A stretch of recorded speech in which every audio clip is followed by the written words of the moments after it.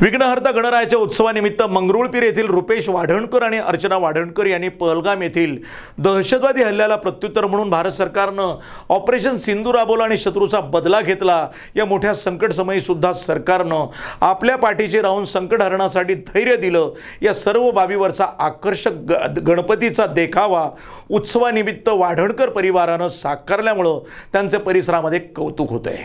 नुकत्याच झालेल्या 2025च्या पहलगाम दहशतवादी हल्ल्यामध्ये 22 एप्रिल 2025 रोजी 26 पर्यटकांचा मृत्यू झाला। या घटनेनंतर राष्ट्रीय तपास संस्थेनं दहशतवाद्यांना मदत करणाऱ्यांवर कारवाई करत श्रीनगरमध्ये 60हून अधिक ठिकाणी छापेमारी केली आहे।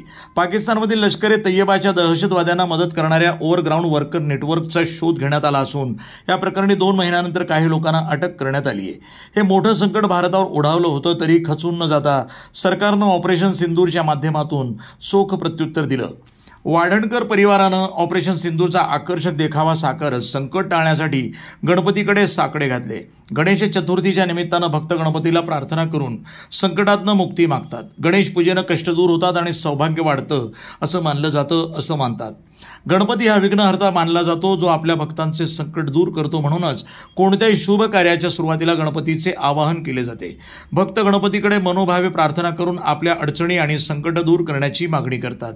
अशीच मनोभावी प्रार्थना या माध्यमातून गणरायाकडे केली आहे। मी प्रिया सागर मुल्लाने, राहणार मंगरुळपीर, वाशिम। दरवर्षीप्रमाणे याही वर्षी आम्ही काही वेगळं करण्याचा प्रयत्न केला आहे। जसे की विमान अपघात, पहलगाम हल्ला, ढगफुटी अशी अनेक संकटे आपल्या देशावर आली होती। ती संकटे दूर करण्यासाठी आपण गणपती बाप्पांना प्रार्थना करूया। नमस्कार, माझं नाव अर्चना रुपेश वाढणकर, मंगरुळपीर इथे राहते। दरवर्षी काहीतरी नवीन उपक्रम सादर करण्याचा माझा प्रयत्न असतो।